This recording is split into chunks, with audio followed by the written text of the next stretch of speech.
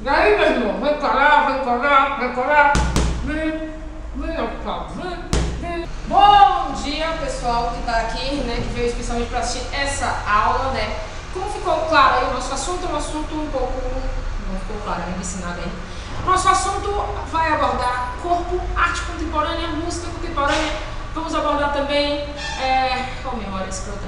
Música e dança moderna, né? Que são assuntos típicos do terceiro ano.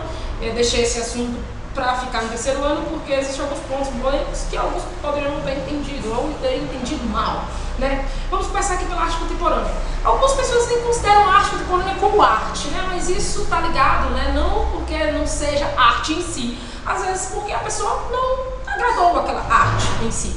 Claro que existem algumas performances, né, que são artes antes chamadas de anti-arte, aqui justamente dos anos 60 para cá, que vem se destacando um pouco mais, que podem ser polêmicas e podem ser agressivas aos olhos de algumas pessoas. Aí a gente vai ter que rebuscar alguns conceitos básicos que muitos talvez nem se lembram ou talvez nunca tenham visto, que é a questão da estética.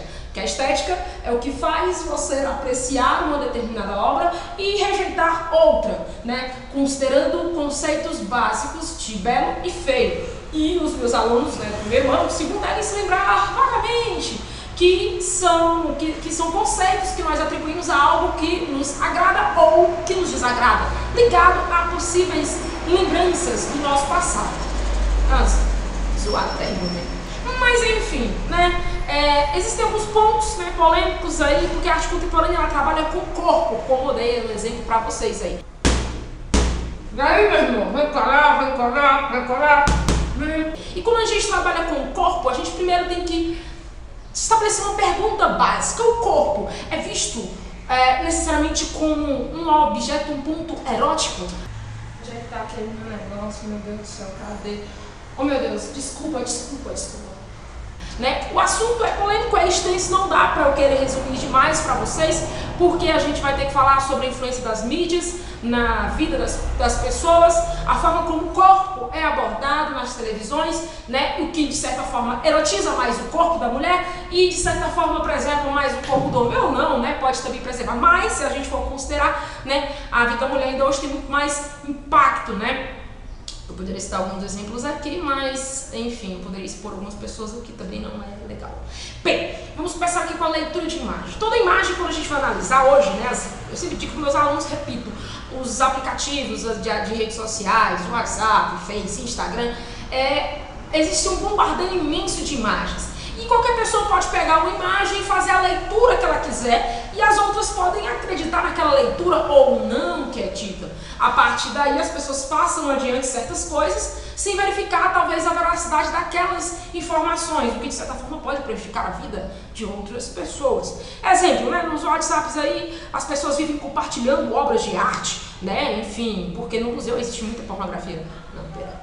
Bem, vocês entenderam o que eu quis dizer. A questão do ponto das imagens aí, que eu quero dizer, é que a leitura de imagem deve ser considerada o contexto em que ela muitas vezes ocorre, que muitas vezes, e voltamos à questão do corpo, que o corpo também não é visto como algo erótico.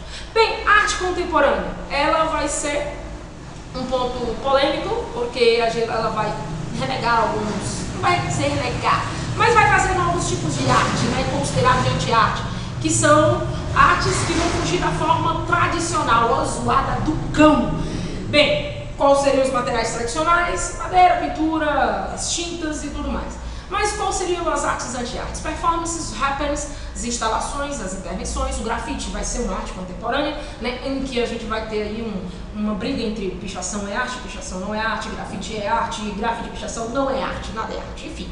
As pessoas têm o seu juízo de valor e que de certa forma consideram ou não, né? E aí a gente vai ter dentro desse conceito da arte contemporânea alguns artistas que marcaram, trazendo algumas maneiras diferentes de utilizar outros objetos, que são chamados dos remakes. Espero que os meus professores de inglês, de plantão, né, os meus alunos, enfim, vejam se eu pronunciei corretamente, mas enfim, coisa nenhuma. Bem, os remakes são objetos do cotidiano que podem ser utilizados como outras funções, né? Enfim, eles são tirados das suas funções habituais e são vistos como arte. O que vai dar esse caráter?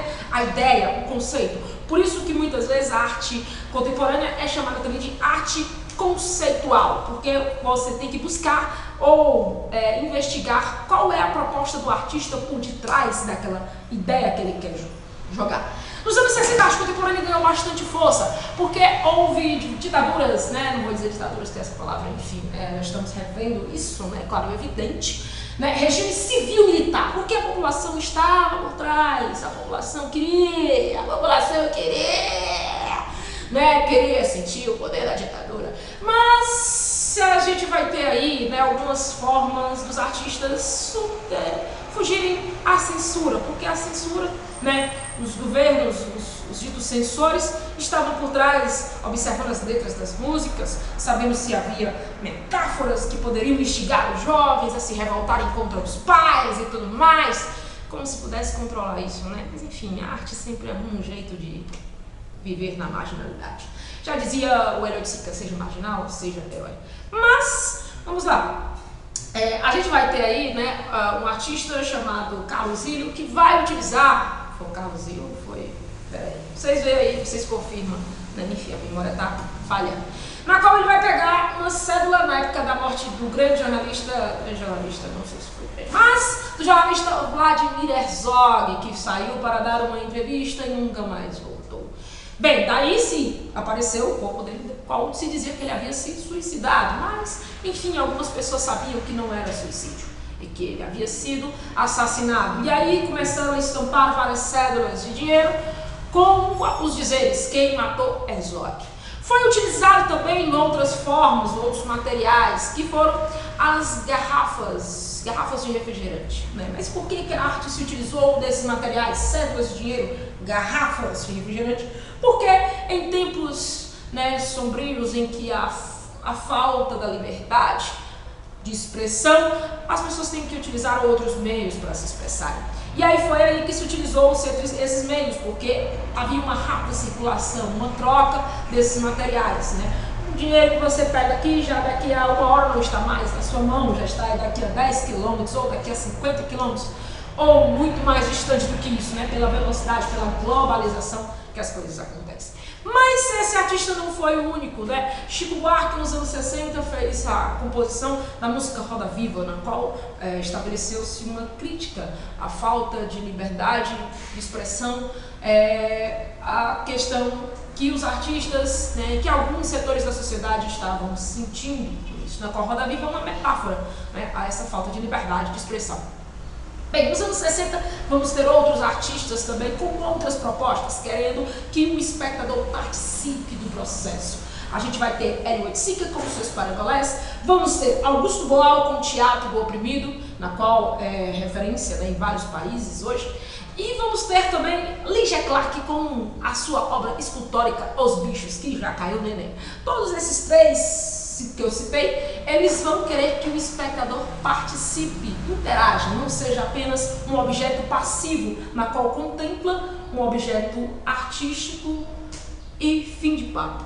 Ou seja, eles queriam que o espectador participasse, interagisse com a obra, né? Assim como acontece também com alguns videogames de RPG, na qual a pessoa também participa da composição, além do processo, e na qual também, na próprio processo dos videogames, existem não só uma cabeça, mas várias cabeças pensantes. Estou emocionada hoje. Bem, também vamos ter nessa época um outro artista chamado John Cage, né? Isso também já caiu no Enem, na qual ele vai se utilizar sons extras musicais como parte da sua composição. A famosa composição 433 que está no YouTube, que você pode ficar assim um pouco decepcionado, porque não, enfim, não é um tipo de música que você está acostumado a ouvir, na qual a gente vai ter vários elementos fazendo parte aí da composição musical. Bem, aí junto, fala um pouquinho sobre música, a gente vai ter também a música e a dança moderna, que vai ser um pouquinho antes disso, né? Eu resolvi começar do contrário, né? Na qual a gente vai ter alguns artistas que vão se utilizar de novas formas, novas composições, estabelecendo novas regras para estabelecer aí, para análise, né, de como se fazer a composição da arte. Na dança a gente vai ter um dos nomes expressivos, né, da dança moderna, chamado de Laban. Laban vai dizer que vai fazer a apropriação de movimentos do cotidiano para a dança moderna, na qual, né, na composição de uma dança, pode estabelecer outros movimentos, como o soco, como um chute, pode fazer parte. Só para concluir, né, ficou faltando aí falando sobre a dança moderna do Laban, na qual ele vai também colocar a chamada dança coral, né, que é um conjunto de várias pessoas dançando, né, das mais conhecidas aí das propostas. Não é do Laban, mas vai ser bem parecida com o que ele falava, é a sagração da primavera. A música moderna, ela vai ter algumas características, né, que vai brincar principalmente com a melodia e a harmonia. Entre elas, a busca de novos instrumentos que vão trazer umas novas sonoridades, né, uma nova forma de se ver a música, né? Alguns compositores vão buscar esses novos instrumentos aí nos países mais orientais, se não me engano, o gamelão, né, que é um gênero, né, que vai ser bem estudado aí para a nova proposta aí da música moderna. Bem, né? Falando aí um pouco, voltando um pouquinho só para concluir, né, os anos 60, a gente vai ter também a arte do Andy Warhol, que vai ser chamada de pop art, que vai ser uma arte que vai trazer aí uma crítica, né, a questão ou não, a influência do consumo, a influência das mídias, né, e das personalidades no consumo, que é justamente ligado aí à chamada cultura de massa, que quem isso tem, se não me engano, tem no conteúdo de sociologia e de filosofia, mas também a arte aborda isso.